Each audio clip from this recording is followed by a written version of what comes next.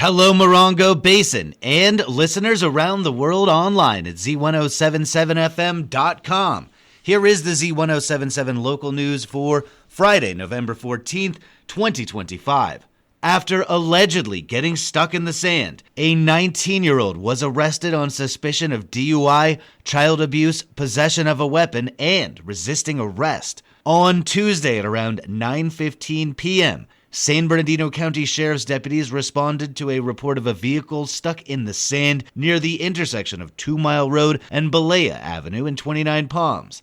Deputies say they arrived and contacted the driver of the vehicle, Carter Perkins, 19. Deputies say that Perkins was found to be under the influence of alcohol and there were 2 minors with him in the vehicle. Deputies say they also located a firearm. Deputies say Carter refused to exit the vehicle and once he was detained, kicked at deputies. No injuries were reported. Carter Perkins was arrested for investigation into DUI, child abuse, weapons charges, and resisting arrest. He is being held at the West Valley Detention Center on $60,000 bail. Paul Pinkard, the man alleged to have slashed a landscaper with a sword, was sentenced to 8 years in prison this month. On the evening of October 25th, 2024, San Bernardino County Sheriff's deputies responded to a report of a burglary at an apartment complex in the 62,200 block of Verbena Road in Joshua Tree. Upon arriving, deputies discovered that the people reported as burglars were a landscaping crew surveying the property in advance of a tree trimming planned for the next day. Deputies say that Pinkard, a 41-year-old resident of the complex, confronted the landscaping crew and attacked one of them with a sword. The victim suffered from slash wounds and drove himself to High Desert Medical Center for treatments. Deputies arrested Pinkard later that night. Pinkard was initially facing more serious charges, but on October 3rd, 2025, in San Bernardino County's Joshua Tree Courthouse, he entered a plea of guilty to the lesser charges of assault with a deadly weapon and mayhem. The district attorney's office told Z107.7 that Pinkard was sentenced to 8 years in state prison. Park rangers who have been furloughed as part of the federal government shutdown were ordered to return to work yesterday. Congress passed a funding bill on Wednesday that will reopen federal agencies. The bill was signed by President Donald Trump that evening. The federal government was shut down for 43 days, making it the longest government shutdown in history. Yesterday, the Department of the Interior's official account on X, the social media site formerly known as Twitter, posted the following message, quote, "We're back, America. Today, our full workforce is back advancing stewardship, powering America's energy future, and carrying forward the story of our nation. We're honored to continue this work for our country." No other messages have been posted by the government agency. Some Joshua Tree National Park rangers deemed essential worked throughout the federal shutdown without pay, while others were furloughed and remained home without pay. Z107.7 has reached out to several agencies for further information about the impacts of the shutdown and its end on Joshua Tree National Park. Stay tuned for updates on this developing story. The 29 Palms Tourism Business Improvement District meeting yesterday announced which events have been granted sponsorships for their next event season. Annalise Kuiper was at the meeting and brings us this story.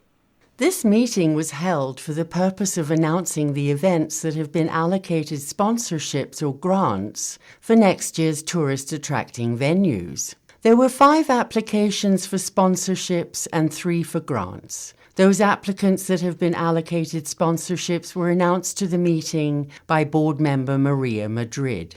Mojave Experience requested funding $3,000. We are recommending to fund the full $3,000. Next event, Mojave's Zionfest, recommendation or requested funding, my apologies, $2,700. Fortunately, we'll be passing at this time. 29 Palms 10-Minute Play Festival, requested funding $1,500. We are recommending $1,500, the full funding. High Desert Comedy Campout, requested funding $3,000. We are recommending full funding $3,000. And lastly, All Summer's Eve Desert Rendezvous, requested funding $3,000. Our recommendation is for partial funding of $1,500. The only grant award was to Theatre 29 for $20,000 to produce the second half of the 2025-26 season. It became apparent during the meeting that an insufficient amount of time had been designated to apply for these monies, and the deadline was too soon to give the event holders time to apply. It was decided to extend the deadline for 6 weeks until the end of December, so that more applicants can submit their proposals before the deadline. Reporting for Z107.7 News, I'm Annalise Kuiper. The Joshua Triennial picks up again today and continues through the weekend. Organized by Bernard Lebov and Boxo Projects, the Joshua Triennial encompasses work from a variety of desert and visiting artists at galleries throughout the Morongo Basin. This afternoon, you can see a movement-based performance in progress by Stephanie Zalatel, an artist originally from the Mojave Desert region of Las Vegas. Zalatel's master's thesis explores the intersection of ecology and movement through ecosomatics, an emerging interdisciplinary field that can be viewed through both poetic and scientific lenses. This site-responsive dance work investigates the relationship between the human body and the desert landscape, framing the land itself as an active audience. The performance is happening today at 4 p.m. at Compound YV Gallery, located at 55379 29 Palms Highway in Yucca Valley. The Joshua Triennial continues all throughout the rest of the weekend. Visit boxoprojects.com for the full schedule. The Morongo Valley Community Services District is proud to continue its annual Operation Gobble program, providing Thanksgiving meals to local families in need. Reporter Gabriel Hart takes a closer look at this community effort to assure all families are taken care of during our country's Day of Gratitude.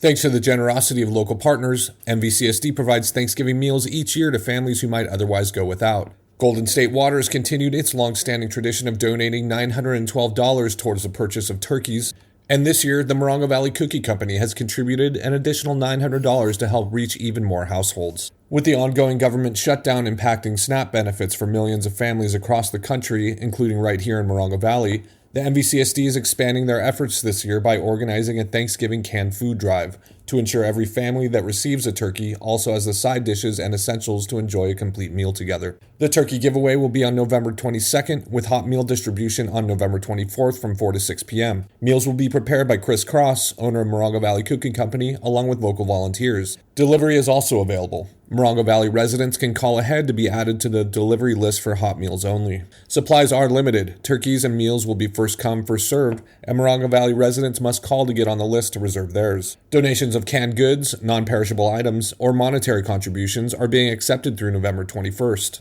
For contact info to donate, drop off, or pick up, please visit the story at Z107.7fm.com. Reporting for Z107.7 News, this is Gabriel Hart. Dreams for Kids, an affiliate of the Basin-Wide Foundation, is once again bringing holiday cheer to children under the custody of San Bernardino County Children and Family Services through its annual Adopt a Santa program. This initiative provides gifts and resources to children who might not otherwise experience the joy of the holiday season. Community members are invited to sponsor a child or children and shop for $45 to $50 worth of gifts, delivering them unwrapped to the Basin-Wide Foundation office located inside the California Welcome Center in Yucca Valley by December 5th. All gifts will be distributed confidentially through County CFS social workers. For those who can't shop but still wish to participate, they are accepting donations. You can make those securely online by visiting basinwidefoundation.org. For more information or to sponsor a child, contact Sandy Smith at 760-362-3642 or 29sandysmith@gmail.com. And finally, tomorrow is the final day for the Yucca Valley Swap Meet.